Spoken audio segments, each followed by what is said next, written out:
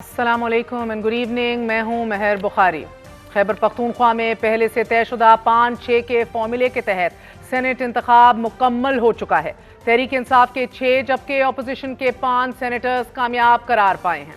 ऐवान बाला में peoples party और JUIF के 2 सेनेटर्स जबकि मुस्लिम लीग नून का 1 सेनेटर मुंतखब हो चुका है। इंतखाब के बाद ऐवान बाला की मौजूदा तरतीब में पीपल्स पार्टी 26 सेनेटर्स के साथ ऐवान बाला में बड़ी जमात, जबकि पाकिस्तान तहरीक इंसाफ दूसरी बड़ी पार्लिमानी जमात बन गई है। तहरीक इंसाफ को 16 सेनेटर्स के अलावा मजीद 6 आजाद सेनेटर्स की हमायत भी हासिल है। PTI के सेनेटर्स की मजमूई तादाद 22 है, जबकि मुस्लिम लीग नून 20 सेनेटर्स के साथ ऐवान बाला में तीसरी बड़ी पार्लिमानी जमात बन चुकी है।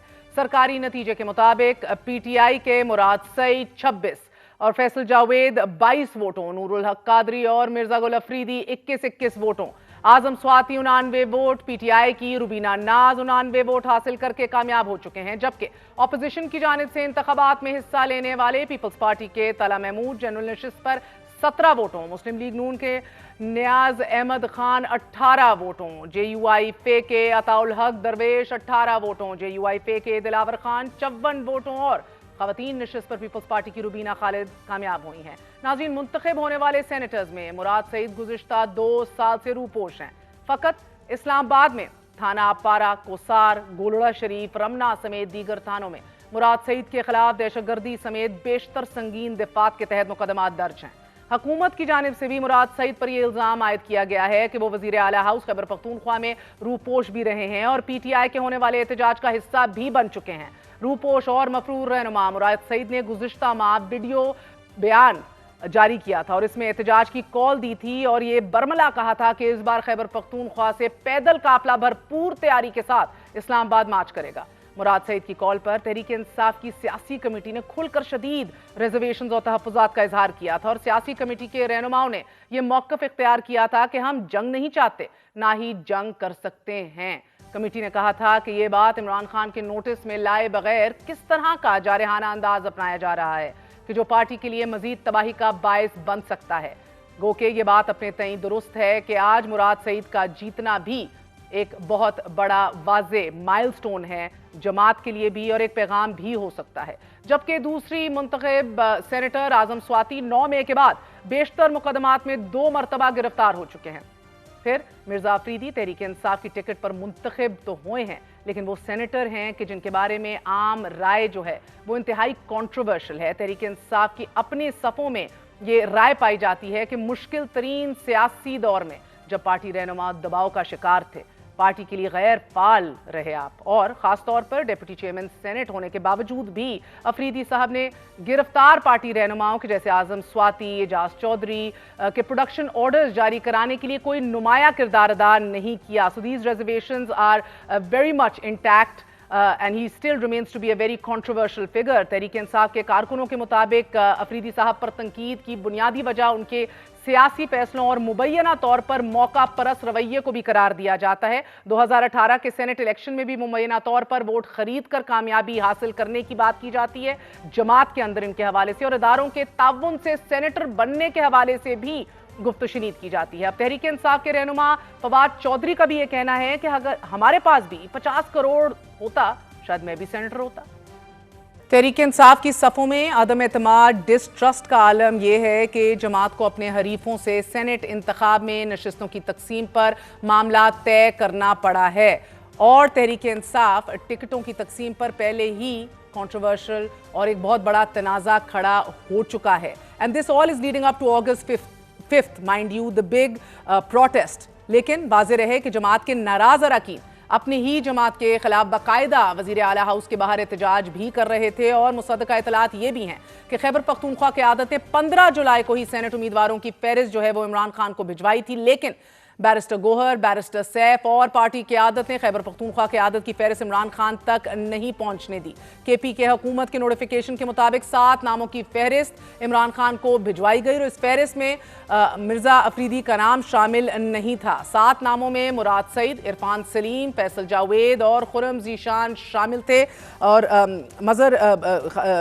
उनका अजहर मशवानी का नाम भी इस लिस्ट में बताया जाता है। बहरहाल सेनेट इंतखाबात में अब हुकूमत और अपोजिशन के दरमियान दौरान होने वाले मुआहिदे पर मुकम्मल अमल दरामद किया गया है और ये सक्सेसफुल भी हुआ है। मुसद्दका इतलात ये भी हैं कि वज़ीर आला अल यमीन गंडापुर और अपोजिशन लीडर ने मुआहिदे पर अमल दरामद की खुद निगरानी की है। फॉर्मूले के तहत हुकूमत को 6, अपोजिशन को 5 नशिस्तें ही मिली हैं। अपोजिशन और हुकूमत ने अरकान को एक खास फॉर्मूले के तहत वोट कास्ट करने की हदायत जारी की थी और ऐवान बाला की 11 नशिस्तों के लिए हुकूमत और अपोजिशन में 6-5 का फॉर्मूला तय पाया था।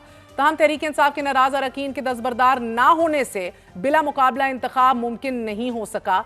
पीटीआई रात गए 4 नाराज अरकान को मनाने में कामयाब हुई और नाराज अरकान का बहरहाल फिर भी ये कहना है कि बहुत सी ऑफर्स हमें दी गई, बोलियां लगाई गई, हम बगैर किसी लालच के पीछे हट चुके हैं। तहम हमारा गिला यह है कि जमात के फैसले बैरिस्टर सैफ के हाथ में क्यों दिए गए हैं। बहुत सी ऑफर्स आई, हम बगैर किसी लालच के जो है वो हम पीछे हट रहे हैं। जो जमीर है वो आज भी हमें जोड़ रहा है कि आप पीछे ना हटे। जिस तरीके से जो लेटर हमें आया और जो फिरदौस शमीम नकवी साहब से जो फोन पे बात हुई और जितने भी मामलात उन्होंने हमारे सामने रखे, उसके बाद मेरे ख्याल में इससे आगे जाना वो पार्टी के मफाद में नहीं है।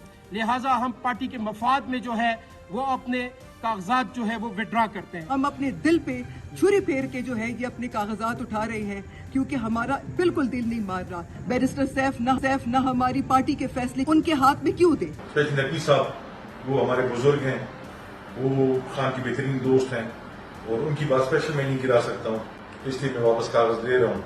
लेकिन इसका ये मतलब नहीं है कि मैं अपने नजरिए से या किसी के दबाव में कर रहा हूँ।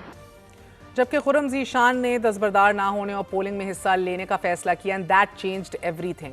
दूसरा अहम तरीन मामला मखसूस नशिस्तों से मुतल्लिक है। नाजरीन, जिधर वज़ीर आला खैबर पख्तूनख्वा अल यमीन गंडापुर ने रिजर्व सीट्स पर मुंतखब अरकान की गवर्नर हाउस में हलबर्दारी को कानूनी तौर पर चैलेंज करने का फैसला किया है। वज़ीर आला अल यमीन गंडापुर ने वजाहत दी है कि स्पीकर ने हल्फ लेने से इनकार नहीं किया। कोरम मुकम्मल ना होने पर इजलास मुलतवी हुआ कि जिसके बाद 24 जुलाई को इजलास तलब कर लिया गया है। ऐसे में गवर्नर हाउस में हल्फ लेना गैर आईनी अमल है। वजीर आला स्पीकर सूबाई असेंबली इनकार करे तो चीफ जस्टिस किसी को नामजद कर सकता है, जबकि हमने तो अपनी आईनी जिम्मेदारी पूरी करते हुए इजलास तलब कर लिया था। स्पीकर सूबाई असेंबली ने भी नाजरीन गवर्नर हाउस में मखसूस नशिस्तों पर मुंतखब अरकान की हलबर्दारी के खिलाफ हाई कोर्ट में रिट पिटिशन दायर करने का फैसला कर लिया है। खैबर पख्तूनख्वा हुकूमत के मुशीर इत्तलात बैरिस्टर सैफ का यह कहना है कि गवर्नर हाउस में मखसूस नशिस्तों पर मुंतखब अरकान की हलबर्दारी और वोट टेकिंग जमहूरियत की लाश पर खड़े होकर की गई है। अब जमात के जनरल सेक्रेटरी सलमान अकरम राजा का भी यह मानना है कि हमें सच बोलने की सजा दी गई है। ऐसा ही सही, लेकिन 100 से जायद मेंबरान को कौम की नुमाइंदगी से महरूम किया गया है और फॉर्म 47 का इस्तेमाल किया गया है। हमारे इन मेंबरान ने कोई डील नहीं की, कानून और आइन के मुताबिक रेफरेंस नहीं बनता था, इसलिए रेफरेंस को मुअत्तल किया गया या ड्रॉप कर दिया गया है। इनका एहतजाज करना जो इनका आइनी और कानूनी हक है, इन्होंने बखूबी उस फर्ज को सर अंजाम दिया है। कोई इस खाम ख्याली में ना रहे कि हमारे मेंबरान किसी खौफ के तहत, किसी दबाव के तहत एहतजाज करना बंद कर देंगे। वो लोग जो झूठ की बुनियाद पर खड़े हैं, जो झूठ की बुनियाद पर, फरेब की बुनियाद पर इन असेंबलियों में बैठे हैं, उनको हर लम्हा हम ये याद दिलाते रहेंगे कि उनका वजूद झूठ पर मबनी है, फरेब पर मबनी है। इस वक्त ये पूरा निज़ाम जो है फॉर्म 47 की बुनियाद पे खड़ा है। देखिए 5 अगस्त जो है वो कोई हम ये नहीं कह रहे कि एक ऐसा दिन है जिस दिन तमाम दुनिया बदल जाएगी। हम ये कह रहे हैं कि 5 अगस्त पूरी कौम को दावत है कि अब उठ खड़े हो और चल पड़ो, और उस वक्त तक चलो जब तक आज़ादी हमें नहीं मिल जाती।